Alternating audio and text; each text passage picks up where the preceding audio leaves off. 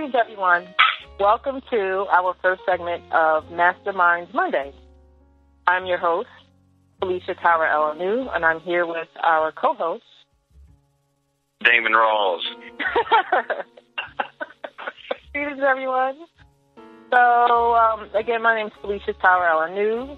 I am a member of the Anu family, and my background in terms of business is I've worked in corporate America for about 8 years, working in audits, compliance, doing project management, and I currently do those type of roles for my family. So I'm like the sales and outreach coordinator.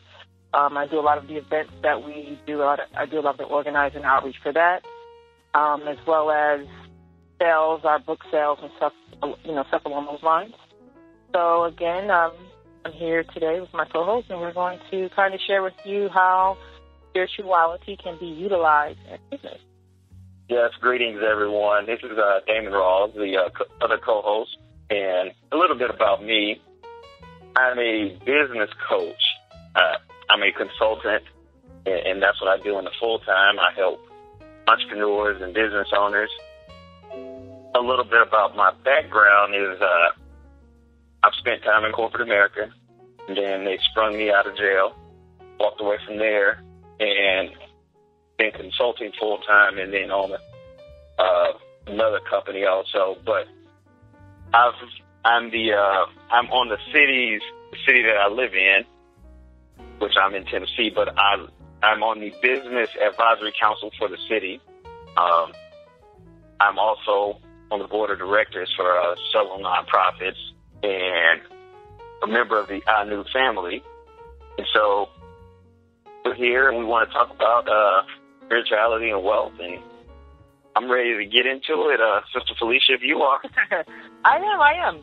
So I'm excited. This is our first show, and the whole premise of the show is to kind of help people understand how spirituality can be utilized in business. And, I just wanted to kind of share about my background.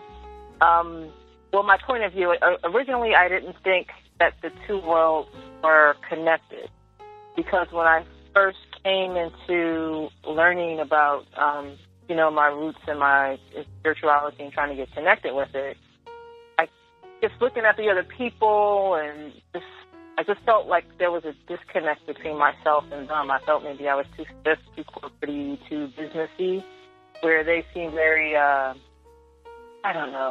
spiritual and love and light, and I don't know, I just felt like I had a lot of, work to do in order to get to that side of it. But again, as I started to get more into my studies and started to inquire and ask certain questions, I kind of started to see that, as above, so below. So to me, I would ask questions of like Chief Yi, I was the teacher and founder of Anu Spiritual Training. I would ask him, do they have board meetings and stuff like that in the spiritual world? I was just thinking, because there's a lot of intricacies and it's a lot of, I don't know how to describe it. It seems like this whole world is very complex and intricate, and somebody had to organize and plan it to happen a certain way. And I just felt like there had to be discussion and important things going on in order for it to be, orchestrated in a certain fashion. So I just thought to me, it seemed like a business in a sense. He was explaining as above, so below, and it kind of resonated with me that, this is kind of a reflection of the other realm, the world where, we are reflection of what's going on. So I say all that to say that I started to then value who I am and my gifts, and that I look at this as a spiritual gift. So there is somebody, if you have a shrine, somebody has to make sure the books are accurate. Somebody has to make sure to make our appointments on time, and so that stuff is still needed. So while I'm not very, I'm not a master of creating all these beautiful rituals, and I'm not there, I do have a gift that is still spiritual, but it's more businessy. I'm now starting to accept my spiritual gifts and when I switched that mindset, I think I started to excel a little bit more because I'm starting to value who and what I am, and not want to have someone else gifts, but that's not my role. You know, so that's what I'm really excited about this show, because now I can kind of share that and continue to learn about, you know, the other two worlds do know, you know. Yeah, well, but for the audience, guys, let you know, I was totally the opposite of her.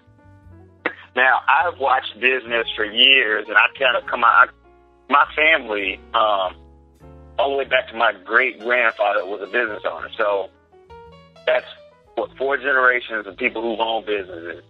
And I've watched business and it be coming out of corporate America, but I was always, even as a child, I kind of came into that quote-unquote consciousness at a real early age. I mean, we're talking, I guess, formative years. I was there 13, 14.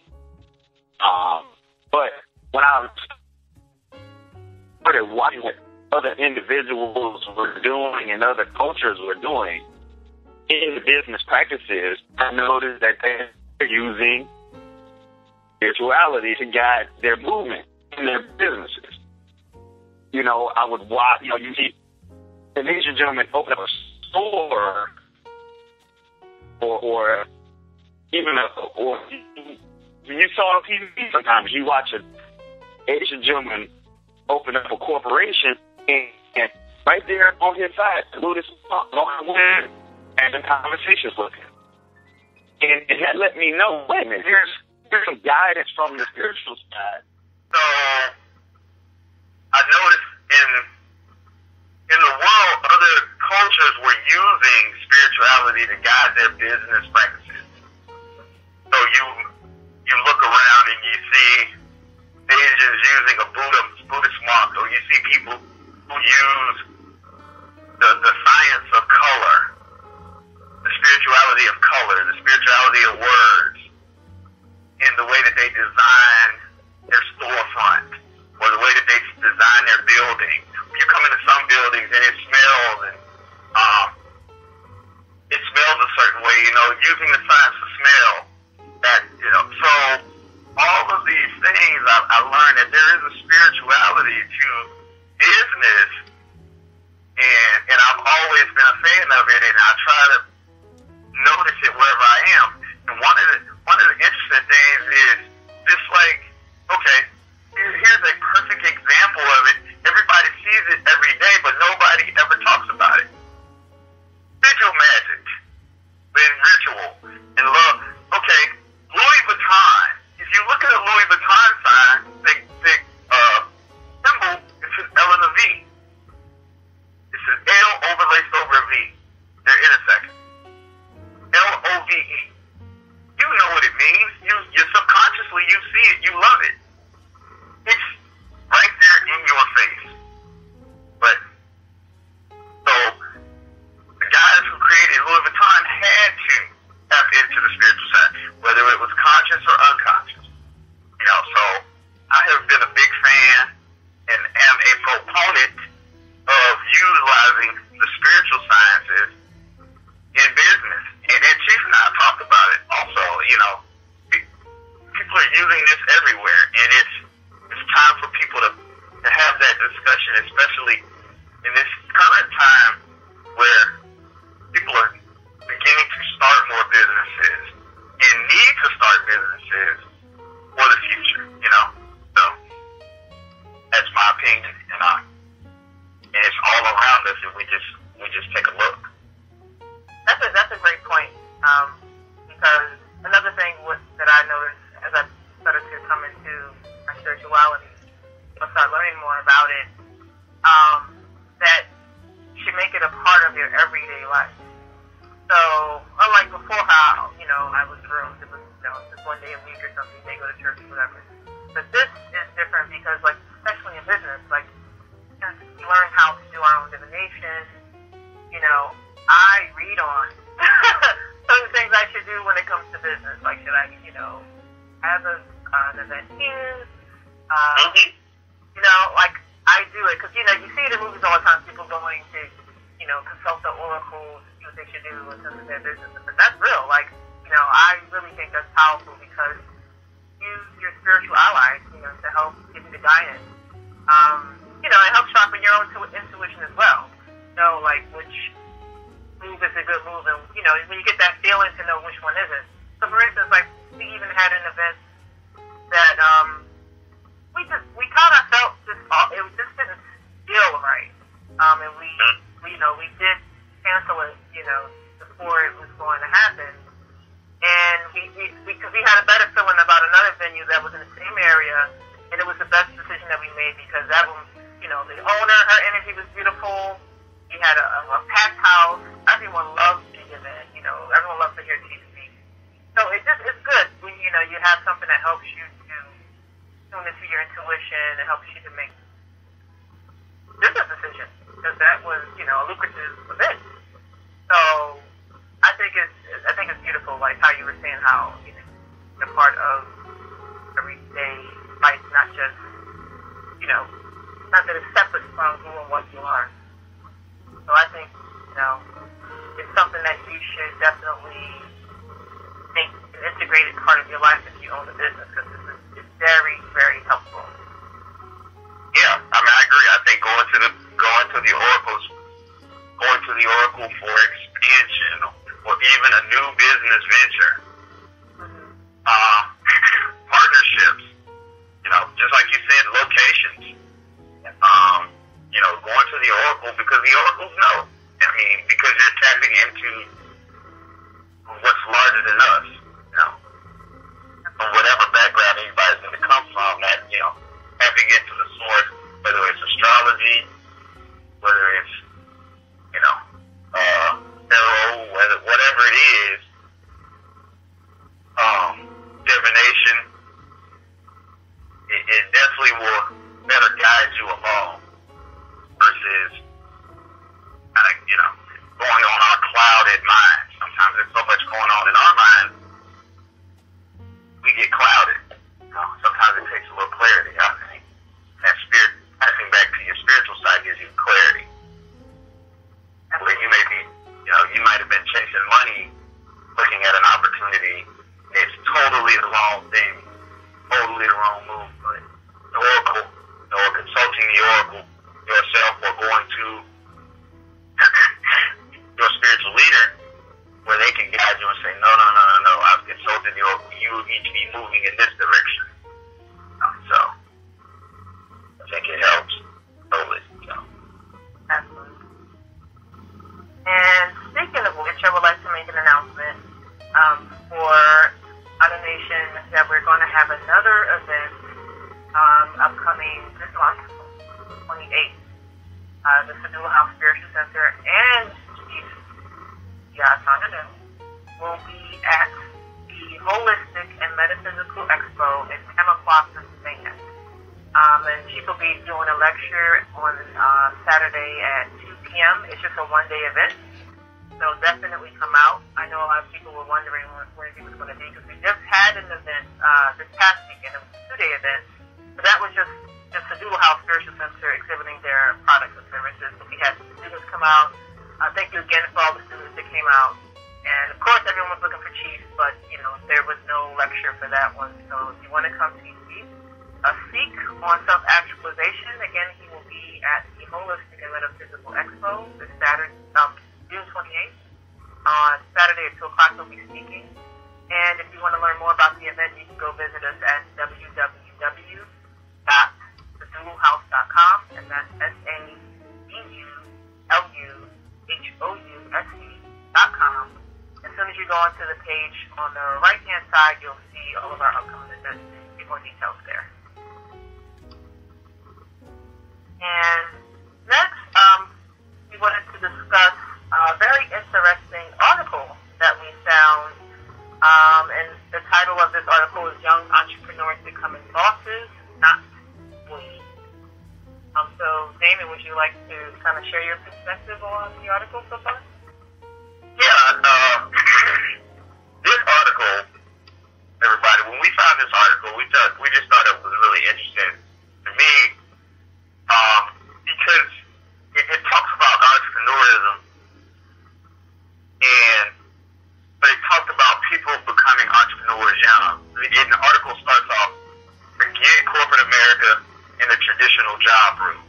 These days, college graduates are launching their own businesses with just a degree in hand. I think technology in the current environment has created this really beautiful opportunity for everybody to be in business. Everybody to be in business who wants to be. But not everybody is built to be an entrepreneur, you know. But for those who are, there's no better time than now. And this article is about young entrepreneurs, so college-age people becoming entrepreneurs, but they don't even have the wisdom, you know, of an older person. So I think as an elder or an older person, it's time for you to, if you've had that dream for years, it's time to jump out there. So it's a really good article. What were some of the things that you saw in it? And I'll just piggyback off of it. Sure. I didn't want to hog it. No problem. Similar to what you were saying, like how you were just saying now that the technology that everyone has access to information, so, you know, everyone can now go out about their own businesses. And I thought that was an interesting tie back into spirituality, because this is the age of clarity. And it's also known as the age of information. So, unlike the previous age, the age of the Piscean age, where it was, not that that's the whole thing, but some parts of it did speak to, you know, greed and the corporate climax, where people were making ridiculous amounts of money and bonuses, and the thing was to go and work for someone else. And then as you saw the Aquarius age coming, that kind of collapsed. And now it's about liability and personal responsibility. So now it's interesting how people are actually doing it. Now they don't want to work for other people. They want to be their own leaders. And what stuck out to me was that, you know, they're teaching college kids, and they're financing them to start their own businesses. This wasn't around when I was in college. You know, in college, again, we were groomed to go and work for a company. You know, that's how you made it in America. Now here, it's the complete opposite. And these are, surprisingly to me, again, it was African-American colleges in this article that are giving these students like $5,000 stipends to go and start their own businesses. Like, I just never heard anything like this before. I've never. So I was so excited to hear this, and that these kids are actually doing it. And it inspired me to even think about, well, what else can I think of to do, you know, to help our family expand as well. Because, you know, it's just a beautiful thing when you are working for yourself, you know, or for your family, and not, you know, helping someone else expand their empire that has nothing to do with you. So I think this is a beautiful article. I love this article, and I wish I was in college during this time, because that's amazing. Yeah, it wasn't around when I was in college either. I mean, I was in the business school, and you did not get money if you wanted to be an entrepreneur. There were no entrepreneur class. There were no entrepreneurial classes, because that wasn't, you know, that wasn't what you did. If you were to start a business, you did that years later after you've been in corporate America. You know, you didn't just hop out of school, or while you're in school, people give you money. I was sitting doing a competition just recently with a business school, and they were giving away roughly about $5,000 per student who won the competition, and it was in classes of 3 to get out there and do their own thing.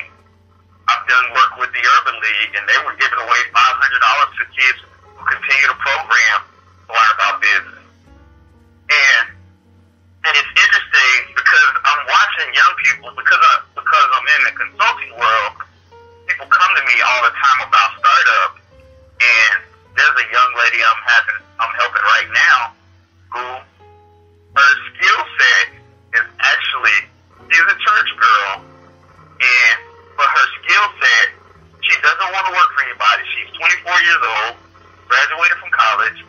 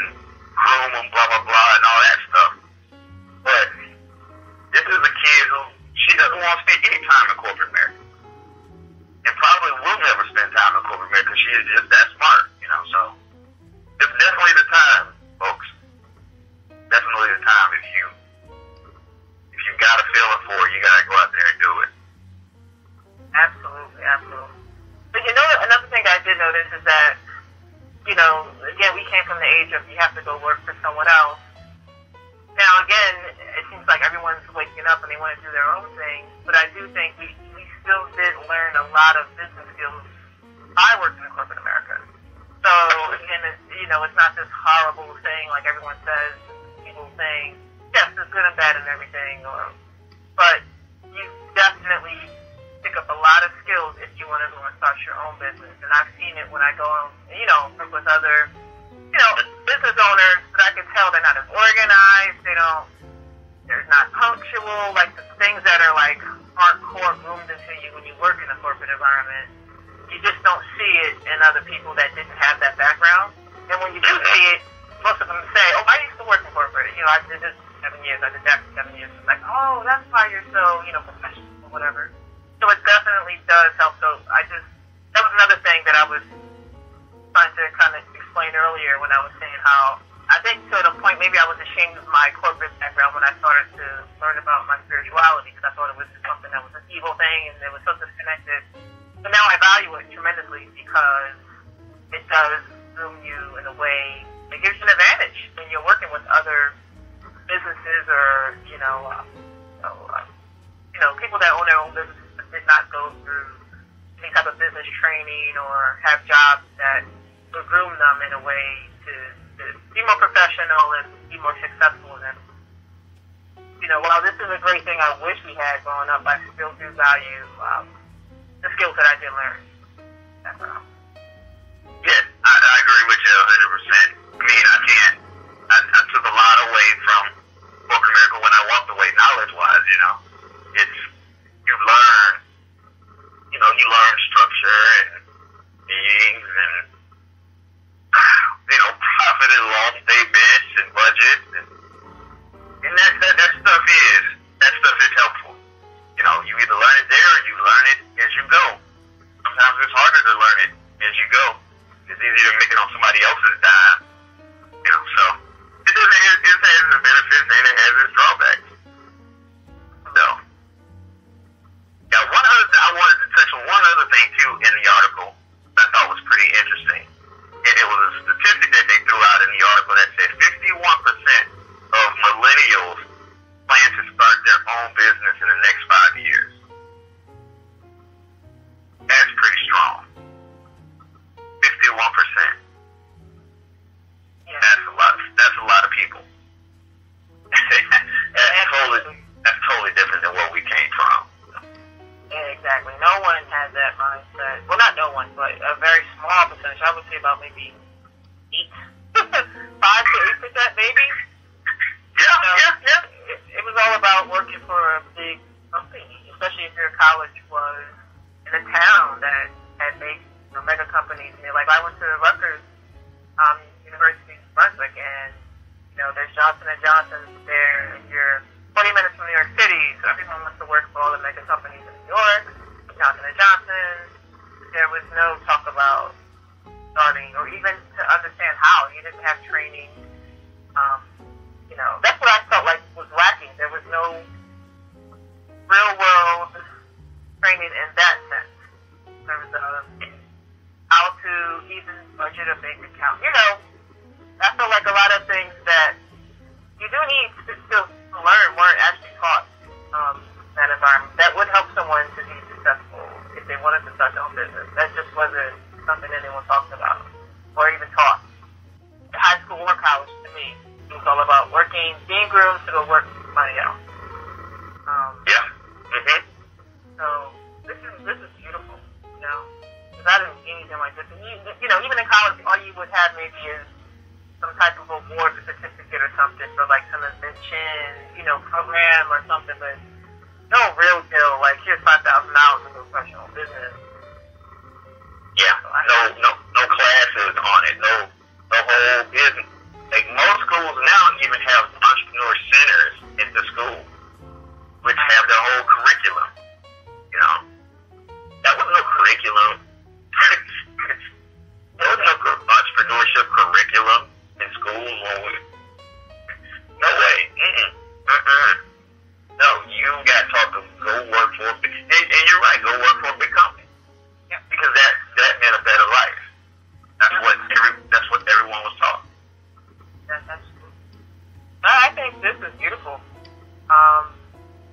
And yeah, and I just love it that they're so young, doing it very young. So that's the time to do it. And again, I liked an article because it was saying it's the best time as well because you don't have a lot of debt. You know, hopefully you don't have, a lot of children at that time. So the sky's the limit, you know. So I'm very, very happy for these kids.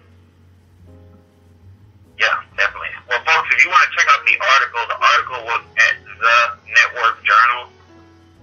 And it's a digital magazine for Black professionals and small business news. So, and that article was Young Entrepreneurs Become Bosses, Not Employees. And you know what most of these kids say, they want to be a boss. I'm like, now you can actually do it. Exactly, and all their music is always about being a boss. So, there you go. Check it out. And we'll jump into another announcement here. Guys, Damon Rawls Coaching, the company I own is Damon Rawls Coaching and Consulting. And what I'm going to be having is called an open coaching session. So I will, every other week over the next few months, we're going to have an open coaching session. And what that means is that if you send me an email, I will send you back the private link to the phone number, and we will have a group coaching call or consulting call. And on that call, if you have any questions about starting a business, what's going on in your business, you need any help, it will be free. So it's called an open coaching call. And if you email me at Damon, D-A-M-O-N, at DamonRawls.com. That's D-A-M-O-N, R-A-W-L-S.com. If you email me there, I will send you the phone number for this call. So send me an email and I will let you know when the open coaching call is. So that's what we have going on at Damon Rawls Coaching and Consulting. And next, we're going to have another segment, and this segment is from another family member, and her name is Tamu Igina, and it's going to be called Your Vital Energy.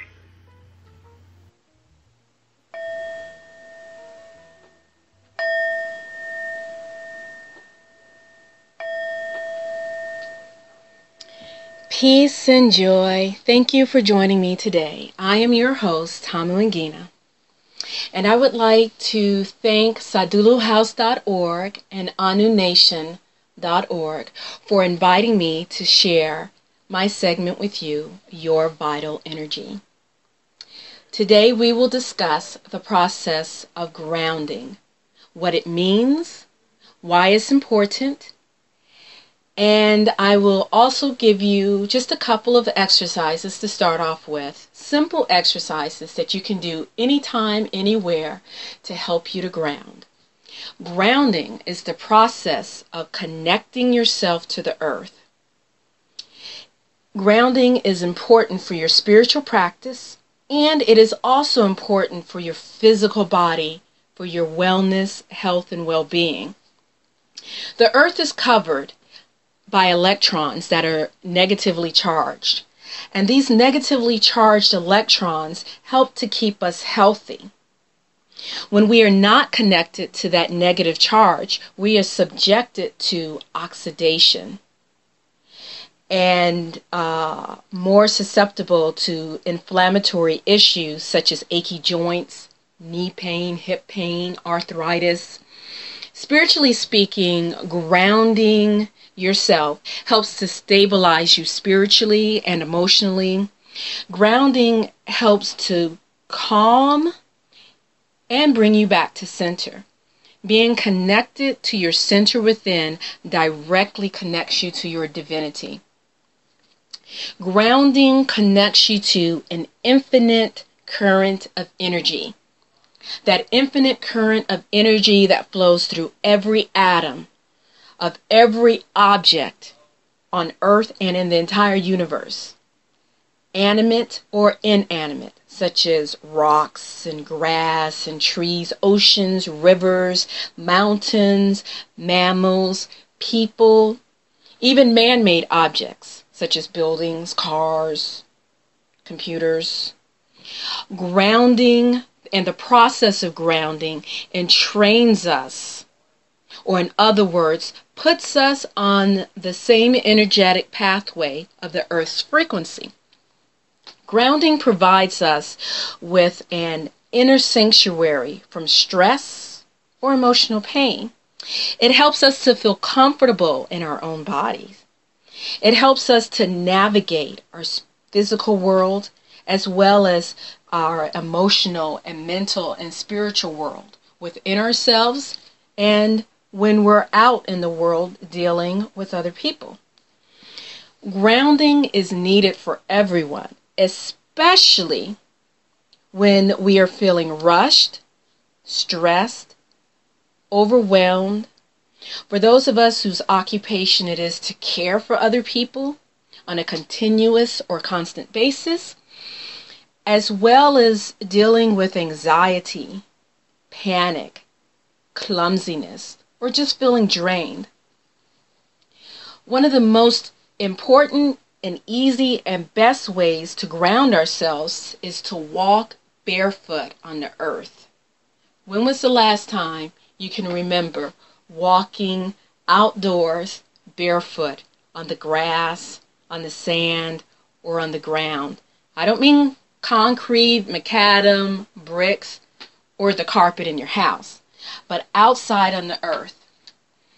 It is important to spend at least 20 minutes each day barefoot on the earth. You can also lie on the grass. That's a wonderful way because your entire body is directly in touch and connected with that source of negatively charged electrons. Lying on the grass or on the ground without a blanket. If you need a blanket, use a natural fiber such as cotton, wool, or even silk, but never polyester. In the wintertime, it's not that easy to get outside and put your feet on the ground, especially when it's 20 below. Wintertime makes it more difficult for you to ground yourself outside, especially barefoot. Okay, over the next few segments, I will give you some of my tried and true methods for grounding yourself. In this first installment, I will give you just 2 simple methods to get you started that you can use anytime, anywhere. Okay. The first one is just as simple as using your breath, okay? So what I would like for you to do is put your hands on your stomach just below your rib cage, both of your hands. And what I would like for you to do is take a moment, make sure that your feet are approximately shoulder width apart, okay? And you're firmly your weight is really good and balanced over your feet, okay? So I would like for you to take a moment and exhale through your nose. Now, next, slowly inhale through your nose. Now, before you start, as you inhale, I would like for you to notice the feel of the air. Be very conscious and aware of the air as it flows into your nose. And it's going to you're going to inhale slowly into your nose, allowing the air to flow down into your stomach region, blowing your stomach up a little bit. You're filling your stomach up with air. Observe how the air pushes your stomach out. And I want you to pause. After after 2 or 3 seconds of bringing the air into your stomach, pause. And then for just a second, and then inhale more to bring the air up into your chest, okay? Now, I'll do it with you. So we're going to inhale, pause, it's in your stomach now. Now inhale more into your chest, And then exhale out your nose. Now you're going to do this one more time. Inhale, bringing air down into your abdomen, your stomach region, watching it rise up some. If you'd like to have your eyes closed, that is perfectly fine. Bring the air up, okay, down into your stomach. Inhale, pause for 1 second. Fill up your chest with air. Inhale. And then exhale just a little bit faster than you inhaled. Now you can repeat that, okay? That is a simple grounding technique that you can do as often as you need, whenever you need. And if it feels more comfortable for you to exhale through your mouth and then inhale through your nose and then exhale through your mouth, do that. But never never inhale through your mouth. Okay, the next grounding technique is called in Asian tradition as the 3 diamonds or the 3 gems. Okay, and what you're going to do, once again, stand with your feet shoulder length apart, okay, and have your right hand just below your navel region, your left hand on your heart, okay. Imagine that your feet are connected deep into the warm earth. Imagine then that you're anchored completely to the bare earth.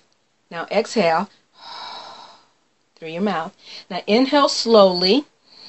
Imagine that you're receiving vital, warm, peaceful energy, much needed healing energy up from the earth in through your feet, going up into your abdominal region and up to your heart.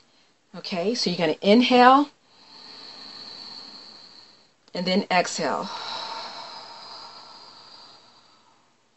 Now next, I'm going to have you keep your hands, left hand over your heart, right hand just below your abdominal region, just below your navel region.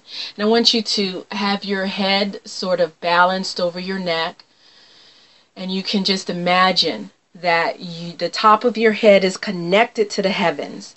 And you're going to exhale and you're going to inhale. Imagine peaceful energy coming down from the heavens, going into your head, into the crown of your head, down to your heart, down to your navel region. Okay, and you're going to exhale. Next, I'm going to have you inhale. And as you inhale, imagine peaceful, calming energy coming up through your feet, peaceful, calming energy coming down into the crown of your head from the heavens, into your heart, energy coming up into your abdomen from your feet, from the earth, and they're going to meet right in the center of your being. You're going to inhale that energy in, and then you're going to exhale. And as you exhale, that energy is going to disperse throughout your body.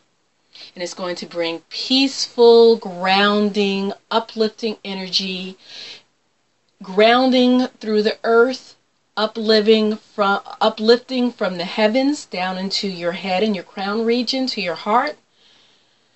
And you're going to exhale. So you do it once again. Inhale. Then exhale. And you're going to repeat this exercise as often as needed to regenerate you at any time. You can even do this anywhere. And if you cannot use your hands at the time, say you're on a bus or you're even driving in your car, just visualize your hands in the right movements, in the right places. Visualize the energy coming up through the earth, the energy coming down from the heavens, meeting at your heart and your navel area. And as you're doing that, you can just feel, as you exhale, you just feel that vital energy washing through you, grounding you, allowing you to feel more protected, more energized, and ready to continue the rest of your day.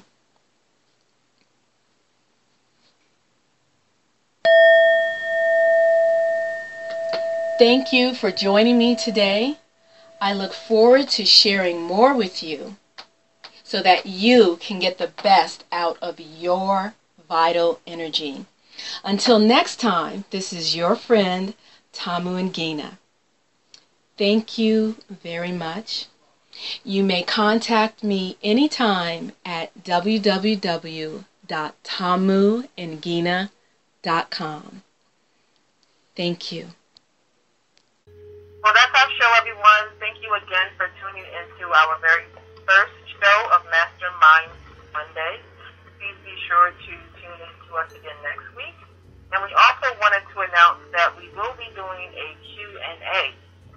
So again, it won't be a live Q&A, but basically what you can do is if you have any questions regarding spirituality in business and how you can be successful utilizing spirituality in business, you can email us your questions at mastermindmonday@gmail.com, and that's MasterMinds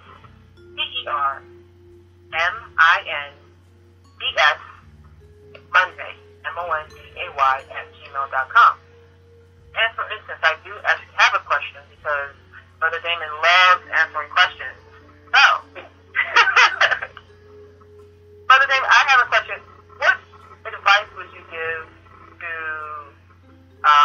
a young entrepreneur or entrepreneur-to-be who wants to, get into business? He may have some skills, he just needs some guidance, and he's spiritual as well. So what would you advise him, to get started? Okay, here we go. I put the coaching hat on. Here we go. This is what my advice would be. First off, you need to figure out what it is that you are really good at. Deep down inside what you're good at and what you can provide through the world for a fee. Now, that could be a number of things, and the way you figure out what you're really good at is look at your life over the course of your life. Like, what really makes you, what really gets you going? If I call it finding your inner freak. It's the thing that you do that may be stupid to other people or crazy to other people, but it's your thing. It's your thing. It's your creator-given talent. So dig down deep, find out what that creator-given talent is, and then look at it from a business point of view. Can it make money? Is it something that's viable? And there may be some unique ways you have to look at that, depending on what it is. You may not be able to, do it in a traditional route like a storefront or something like that. So that piece just depends on what the skill is. Then once you figure that out, look at how that lines up with you on the spiritual side. Because you don't want to do anything that's going to damage you on your spiritual side. So, that would be my advice. And if it's counter to if what you come up with is counter to, if it's just chasing a dollar, then you don't want to do it. You want to be somewhere where you're in something that you love. You can look at a lot of different people and they're in spaces that they love. Like you're in a space that you love because it's all about work for the family. So all the skills that you bring to the table and helping the family is providing a great, beautiful service to the world. So, and it touches your spiritual side too, because you wouldn't be doing it either. Exactly. So, that would be my advice. Thank you. I think that's beautiful advice. Sure, that helps someone out there. But I just wanted to hear from you because I know you do a lot of work with, business owners to be. So I just wanted everyone to see that you are the man to speak to when it comes to those type of questions or the consultant. That's what we do. That's what we do for a living. And that took a while